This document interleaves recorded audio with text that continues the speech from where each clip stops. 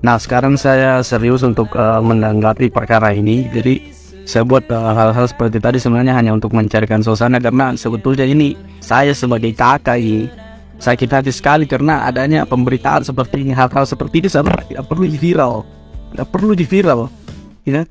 Karena kalian itu tidak tahu apa yang sebenarnya terjadi, bagaimana yang terjadi di keluarga, bagaimana pada saat dia datang.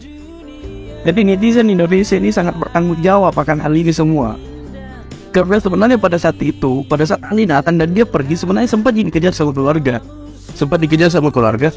Jadi saya tanya Syarifah gitu kan, sebenarnya kenapa mau tolak ini orang? Kenapa mau tolak? Terus dulu.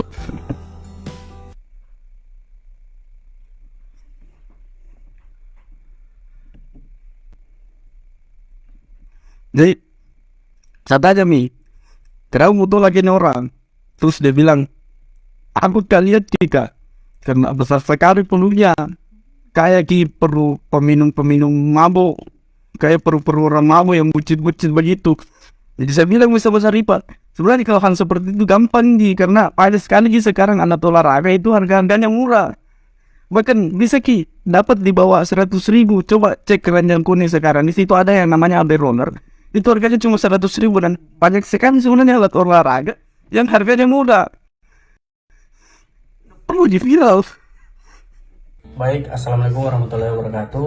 Menanggapi sedikit pemberitaan yang viral saat ini tentang adikku yang Syarifah dengan orang India itu, sebenarnya di sini muka klarifikasi bahwasanya ini bukan masalah uang. Di sini tidak ada hubungannya dengan uang. Jadi mohon pemberitaan di luar sana tidak ada kait-kaitkan dengan uang, harta ini, harta itu, karena sebenarnya adikku ini bukan dia yang minta, ya kan? Dia yang dikasih dengan sukarela begitu.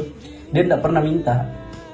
Nah, pemberitaan di luar sana mengatakan bahwasanya sudah dikasih uang 52 juta, padahal saya cek sendiri di mutasinya adikku itu tidak ada sama sekali. Nah, kalau dibilang ditolak, sebenarnya tidak ditolak. Jadi pada saat itu lagi duduk di depan. Nah, tiba-tiba ini Syarifah ada tanya. Terus dia bilang, ini kak, ada orang mau datang baik-baik, mau bicara sama keluarga, tapi orang India. Jadi saya bilang itu hari, kalau memang niatnya baik, lebih baik dia memang suruh datang ke rumah gitu kan, suruh lamar baik-baik gitu kan, kalau bisa sama keluarganya datang. Nah, tapi saya kasih syarat bahwasanya kalau memang kalian sudah menikah nantinya, itu kalian tidak boleh ke India, kalian harus tetap tinggal di Indonesia. Nah, entah bagaimana pembicaranya adikku ini sama si Ali itu, akhirnya dia bersedia untuk pergi ke Indonesia. Nah, apa ya, naluriku itu, ini orang punya niat baik datang ke Indonesia, akhirnya saya harus balas juga dengan niat baik. Nah, saya harus balas dengan niat baik, akhirnya saya ambil kontaknya, saya ambil WA-nya, terus saya chat media, walaupun saya pakai Google Translate kan, kita diskusi dengan bahasa Inggris. Nah, saya bilang bahwasanya kalau memang kau betul-betul gitu kan, saya sendiri yang akan jemput kau di bandara Sultan Hasanuddin. Nah, pada saat itu saya ke bandara, itu posisinya HP ku lagi lowbat, dan sebenarnya ini orang bisa dibilang pergi buta-buta jadi ke Wajo, karena saya itu di bandara Sultan Hasanuddin hampir 1 hari 1 malam tunggu ini orang, tapi ternyata tidak muncul. Nah, sampai ngechat ke adikku bahwasanya dia sudah sampai di rumah gitu kan, dia tidak bilang ke saya. Nah, Pak Ali namanya.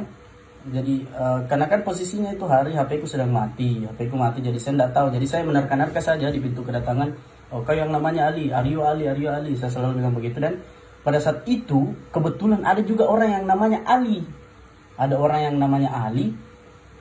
Akhirnya saya tanya dalam bahasa Inggris kan, apakah kau mau menemui Syarifah gitu kan? Ternyata dibilang iya. Akhirnya saya bawalah ke Wajo, saya kasih ketemu dengan adikku. Ternyata ada juga Ali di situ, Jadi saya tanya orang ini yang saya bawa ke Wajo ini, saya tanya, bilang sebenarnya Syarifah siapa yang lu cari?